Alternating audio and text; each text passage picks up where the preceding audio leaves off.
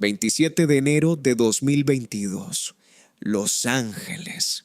Mientras una cama de hospital se enfriaba en silencio, en redes sociales empezó a circular una frase que miles escribían sin piedad. Amanda mató a Diego Verdaguer, no como acusación legal, como sentencia pública, como veneno digital, como esa clase de juicio que nace cuando el dolor necesita encontrar un culpable. Pero esta no es la historia de cómo murió Diego Verdaguer, es la historia de cómo llegó hasta esa cama cargando medio siglo de amor, mentiras, canciones y heridas que Amanda Miguel nunca pudo cerrar del todo. Hoy vas a saber cómo una joven de 18 años dejó parte de su sueño para sostener la carrera del hombre que amaba. Cómo convirtió una traición en una de las canciones más desgarradoras de América Latina. Cómo sobrevivió a una guerra fría de casi 30 años con la hija mayor de Diego. Y cómo terminó cargando con la culpa más insoportable, la de creer que pudo haber llevado a casa el virus que le arrebató al amor de su vida. Si esta historia te mueve algo, suscríbete antes de seguir. Lo que viene no lo vas a querer perderte. Todo comenzó en 1975, cuando ella era una muchacha argentina de 18 años, con una voz inmensa y una ambición que no le cabía en el pecho. Amanda no quería ser adorno de nadie. Quería cantar, quería construir su propio nombre. Y entonces apareció Diego Verdaguer. Él no llegaba vacío, llegaba mayor, más experimentado, más curtido en la industria. Venía con una relación rota detrás y con una hija, Jimena Bocadoro, que desde el principio sería mucho más que un dato familiar. Sería una prueba de que Amanda no entraba en una historia nueva, sino en una casa donde ya había habitaciones ocupadas por heridas antiguas. Ella tenía 18 años. Él ya traía pasado, hija, mundo y una carrera en movimiento. Esa diferencia no parecía amenaza cuando el amor empezó. Parecía destino, parecía protección, pero en toda guía también puede esconderse una jaula. La industria musical latinoamericana de los años 70 no era amable para una mujer que quería decidir sobre sí misma. Demasiado riesgo, demasiada personalidad, demasiada mujer. Y ahí comenzó la primera renuncia. Amanda empezó a retroceder poco a poco. Un paso detrás de Diego, luego otro. Cantando coros, sosteniendo, aprendiendo a tragarse ciertas ganas para que el proyecto de él creciera. El público ve dúos, sonrisas, canciones compartidas. No ve quién cede, no ve quién posterga, no ve quién se queda esperando su turno mientras el otro recibe los aplausos. Amanda invirtió su juventud en Diego, su paciencia, su voz, su tiempo, su rabia contenida. Desde el origen hubo una grieta. La de un amor donde uno llegaba con más poder y la otra con más esperanza. El amor había empezado como una promesa, pero dentro de esa promesa ya dormía la primera mentira. La fama no destruye un matrimonio de golpe. Lo va llenando de habitaciones cerradas, llamadas que se contestan lejos, giras que duran más de lo necesario. En los matrimonios famosos, la traición no llega sola, llega maquillada por representantes y enterrada bajo horarios de gira. Según versiones que circularon durante años en programas y entrevistas, Diego no siempre fue el esposo intachable que el público imaginaba. Hubo infidelidades. Hubo momentos que Amanda tuvo que tragar con una dignidad que dolía más que el escándalo. Y entre todos esos episodios, uno quedó clavado como espina pública. Salma Hayek no fue, según lo que se contó, una historia larga. Pero a veces una traición no necesita durar mucho para destruir la confianza de una vida. Bastó un beso. Bastó que el nombre de otra mujer, joven y famosa, entrara en la intimidad de un matrimonio que ya cargaba demasiados silencios. Diego intentó restarle importancia. Habló de aquel beso con frialdad casi burlona, como si reducir a la otra a una anécdota pudiera reducir también el dolor de Amanda. Para ella no era una broma, era una humillación. Una mujer que había retrocedido para acompañarlo, que había construido junto a él una empresa y una imagen, tenía que soportar que su herida se volviera chisme. Entonces vino la explosión. Amanda, furiosa y desbordada, tomó un objeto de barro y lo lanzó contra Diego. Ese barro roto era más que una maceta hecha a pedazos. Era el matrimonio mismo, algo que podía recogerse, sí, pero nunca sin marcas. Y aquí está lo más brutal. Amanda no se fue, no porque no pudiera, no porque le faltara carácter, Se quedó porque había demasiado construido, porque el amor a veces se convierte en una casa incendiada, donde uno sigue buscando fotografías entre las cenizas. Entonces hizo lo que hacen algunas mujeres cuando el dolor no cabe en el cuerpo. Lo cantó. Él me mintió no fue solo una canción de despecho, fue una confesión disfrazada de éxito. Amanda salía al escenario y lanzaba esa frase como si le arrancaran la verdad del pecho. El público aplaudía, las mujeres lloraban, pero casi nadie entendía la ironía cruel. La mujer cantaba sobre un hombre que le mintió mientras ese mismo hombre seguía siendo parte de su mundo, su música, su destino. Tuvo que convertir la traición en arte. El perdón llegó, pero no como paz, como cicatriz, porque algunas mentiras no terminan cuando se perdonan, solo aprenden a vivir debajo de la alfombra. Si te gusta entender lo que realmente pasa detrás de las cámaras, suscríbete al canal. La herida no se quedó encerrada en una canción. Cuando una familia se construye sobre silencios, nadie sale intacto.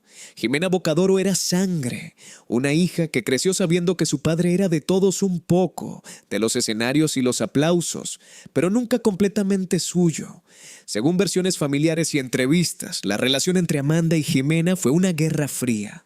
No de gritos, fue peor, una tensión larga, silenciosa, acumulada, miradas, distancias, frases a medias. Jimena llegó a expresar que sus parejas nunca parecían ser suficientes para Amanda, que había una evaluación constante, una sensación de no poder entrar del todo en ese núcleo familiar, donde Ana Victoria, la hija de Amanda y Diego, representaba la fotografía completa. Amanda tenía su propia cárcel. Después de Ana Victoria, nacida en 1983, quiso tener otro hijo. Pero las giras no esperan. Y así, entre conciertos y presiones, la maternidad volvió a tocar su puerta cuando el cuerpo ya no tenía la misma fuerza. Amanda tenía alrededor de 45 años cuando perdió ese embarazo, un hijo que no llegó, una habitación que nunca se preparó. Ella llegó a decir que si ese niño hubiera nacido hoy tendría ya un rostro imaginado. Esa frase parte algo por dentro. Amanda defendía a la familia con tanta dureza porque estaba defendiendo lo único que le quedaba frente a tantas pérdidas. Había perdonado infidelidades, sostenido carreras y luego perdió al hijo que pudo haber cambiado el equilibrio de toda la casa. Y entonces llegó lo que ninguna guerra familiar prepara a nadie para soportar. La tragedia no entró como un ladrón. Llegó primero como una desconfianza. Según reportes de aquellos años, Diego hizo comentarios polémicos sobre la pandemia hablando de manipulación. Amanda también expresó en redes su desconfianza hacia las vacunas. En esta familia, esa duda chocó contra el destino de la forma más cruel. A finales de 2021, según versiones que circularon después, Amanda asistió a un evento público. El virus no necesita intención, solo necesita un descuido. Una cercanía. Amanda se contagió y Diego volvió de un viaje justo cuando ella, sin saberlo, llevaba dentro el enemigo invisible. Después de 46 años juntos, después de perdones, traiciones y reconciliaciones, la amenaza final no vino de otra mujer ni de un escándalo. Vino del aire. Amanda empezó a mejorar. Pero Diego no. En él la enfermedad avanzó con otra ferocidad. Fue Ana Victoria quien insistió en que fueran al hospital. Y ahí ocurrió la imagen que parte esta historia en dos. Dos personas que habían compartido cama, escenario y vida durante casi medio siglo, aisladas en habitaciones distintas de un hospital de Los Ángeles, sin poder tocarse, solo mensajes, solo pantallas. Como si el amor de 46 años se hubiera reducido a una luz fría en un teléfono. El 27 de enero de 2022, a los 70 años, Diego Verdaguer murió por complicaciones relacionadas con el COVID-19. Y lo más fuerte no fue eso. 5 días después de la muerte, la pregunta ya circulaba como navaja. ¿Diego estaba vacunado o no? Detrás no había solo medicina, había culpa, política, rencores antiguos, una familia partida en dos versiones de la misma muerte. Jimena habló. Declaró que su padre no estaba vacunado. Lo dijo como esa hija que durante décadas había sentido que las decisiones ocurrían en otro círculo, bajo otra autoridad. Del otro lado, Ana Victoria respondió que Diego sí estaba vacunado, que había certificado, que no era justo ensuciar su memoria. 5 días. Ni siquiera una semana completa para llorar a un padre. El duelo fue reemplazado por declaraciones, las lágrimas por titulares. Y en medio de esa guerra quedó Amanda, sola, viuda, convertida en el blanco perfecto.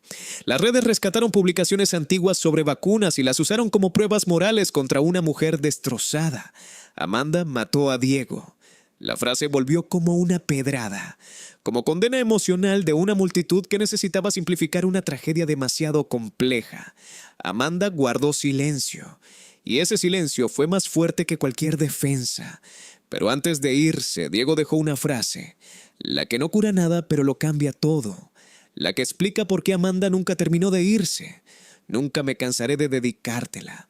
Eres y serás la ladrona que me robó el corazón, el mismo hombre que la había hecho llorar, el que había provocado canciones de despecho. Al final de su vida, volvió a poner su corazón donde lo había dejado desde 1975. Ese mensaje la destruyó porque llegó demasiado tarde. Cuando una mujer espera décadas que el hombre que ama diga lo que debió decir muchas veces, y ese hombre lo dice cuando ya está cerca del abismo, la frase no llega como consuelo, llega como cuchillo, como una caricia que ya no puede tocar la piel. Amanda no recibió una despedida limpia. Recibió una verdad incompleta envuelta en ternura cuando ya no había tiempo para reclamar ni para abrazarlo sin miedo. Y ahí se entiende todo. No eligió un amor perfecto. Eligió un amor suyo, roto, contradictorio, lleno de grietas, pero suyo. Eligió quedarse no porque no supiera irse, sino porque había construido una vida entera alrededor de ese hombre. Después vinieron más golpes. 8 meses después de la muerte de Diego, Amanda perdió a su madre. Las dos raíces más profundas arrancadas en el mismo año. En enero de 2025, los incendios de California devoraron su casa en Altadena. Tuvo que evacuar con Ana Victoria y con Luca, su nieto. No era la primera vez. Su casa en Tlalpuente, México, también había sido devorada por el fuego. 2 casas, 2 incendios, 2 veces empezar de nuevo. Después de Diego, de su madre, después de ser juzgada por una multitud que nunca durmió en su cama ni cargó su culpa. Pero Amanda no desapareció. Siguió subiendo a los escenarios, y un día ocurrió una imagen casi imposible. Amanda volvió a cantar con Diego, no con su cuerpo, con su holograma, una figura de luz hecha de tecnología y memoria, y Amanda cantaba a su lado.